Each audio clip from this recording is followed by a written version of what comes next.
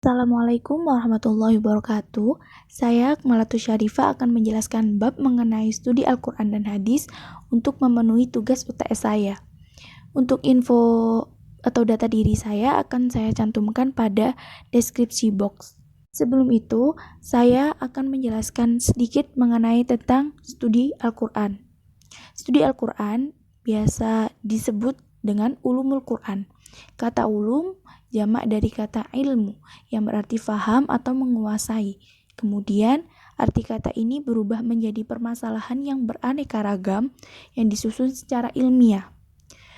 Jadi Al-Quran ini dimaksudkan dengan ilmu yang membahas masalah-masalah yang berhubungan dengan Al-Quran dari segi asbabun nuzul atau sebab-sebab turunnya Al-Quran, pengumpulan dan penerbitan Al-Quran itu sendiri, pengetahuan tentang surat-surat Makki dan Madani, nasik maksud dan lain sebagainya.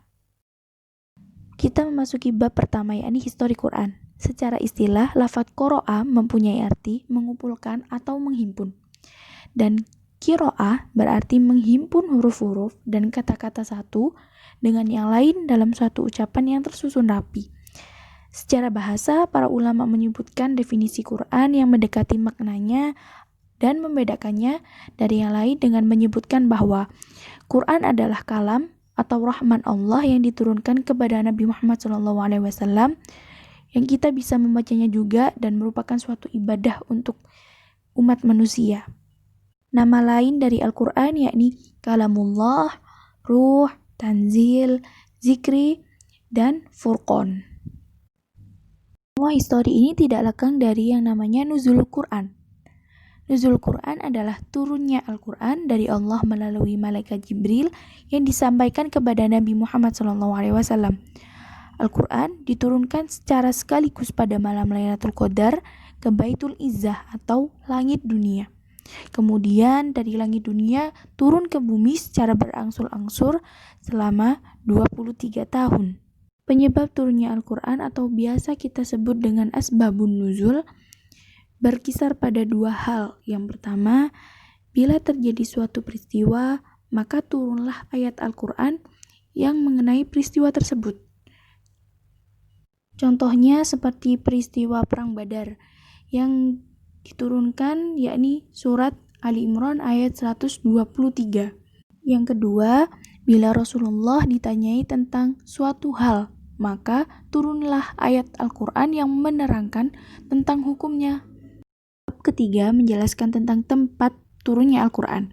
Yang pertama yakni Makki atau Mekah adalah sesuatu surat atau ayat yang diturunkan di Mekah dan turunnya sebelum Nabi hijrah ke Madinah. Sedangkan Madani adalah sesuatu surat atau ayat yang diturunkan setelah Nabi hijrah dan diturunkannya di Madinah. Bagaimana sih cara kita mengetahui surat tersebut Makki atau Madani?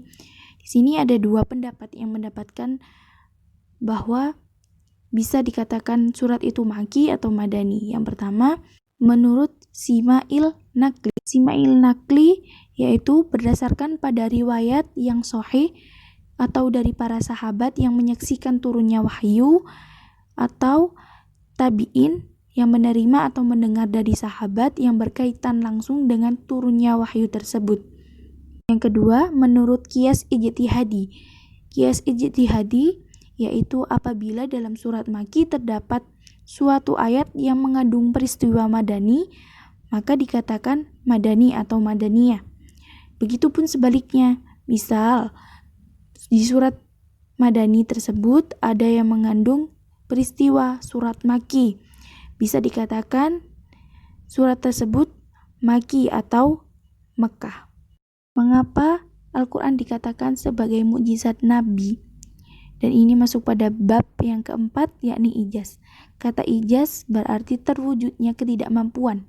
Penampakan ijaz yakni kebenaran pengklaiman kerasulan Nabi Muhammad SAW dalam ketidakmampuan orang Arab untuk menandingi mukjizat Nabi yang sangat abadi, yaitu Al-Quran. Macam-macam ijaz ada 4, yakni ijaz lughawi dari segi bahasa dan susunan redaksinya. Yang kedua, ijaz ilmi dari segi isyarah ilmiah. Yang ketiga, ijaz tarihi dari segi sejarah dan pemberitaan yang gaib. Yang keempat, ijaz tasyri'i dari segi petunjuk penetapan hukum. Adapun pada bab yang keenam yakni penghapusan atau nasikh mansuh. Nasikh sendiri yaitu dalil yang kemudian menghapus hukum yang telah ada. Karena pada hakikatnya nasikh itu berasal dari Allah, karena dialah yang membuat hukum dan dia pula lah yang harus menghapusnya. Sedangkan mansukh adalah hukum yang dibatalkan atau dipindahkan, dan mansukh adalah orang yang dibebani hukum tersebut. Sedangkan klasifikasi nasikh dan mansukh yakni nasikh Al-Quran dengan Al-Quran, atau biasa disebut dengan nasikh Qur'ani bil Qur'ani. Yang kedua, nasikh Al-Quran dengan As-Sunnah, atau biasa disebut nasikh Qur'ani bis Sunnati. Dan yang terakhir, nasikh Sunnah dengan Sunnah, atau biasa disebut dengan nasikh Sunnah bis Sunnah. Bab yang terakhir yakni rasam Al-Quran. Rasam Al-Quran ini bisa dapat diartikan sebagai sesuatu yang resmi atau menurut aturan. Dan rasam Al-Quran yakni metode tertentu yang dilakukan pada pola penulisan Al-Quran yang digunakan oleh Utsman bin Affan dan sahabat-sahabatnya ketika menulis dan membukukan Al-Quran.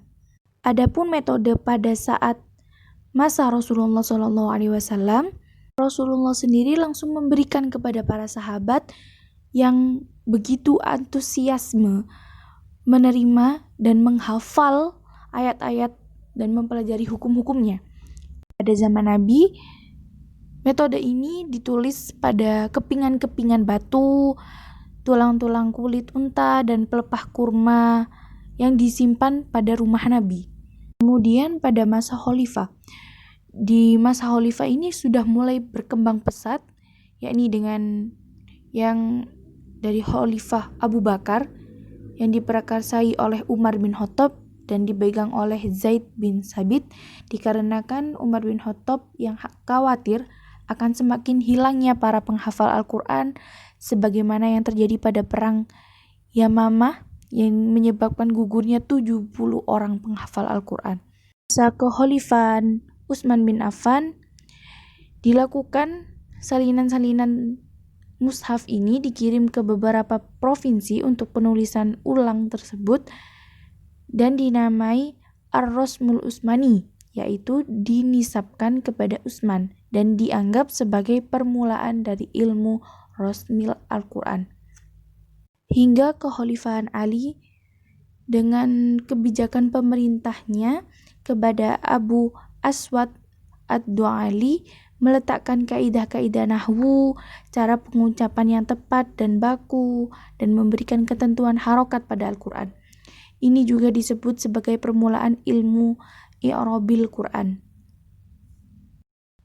Kesimpulannya ialah bahwa setiap bab memiliki kesinambungan yang dimulai dari sejarah Al-Quran hingga pembukuan Al-Quran seperti yang saat ini yang dapat kita baca setiap hari tanpa kita pusing-pusing memikirkan harokat atau memikirkan terjemahnya.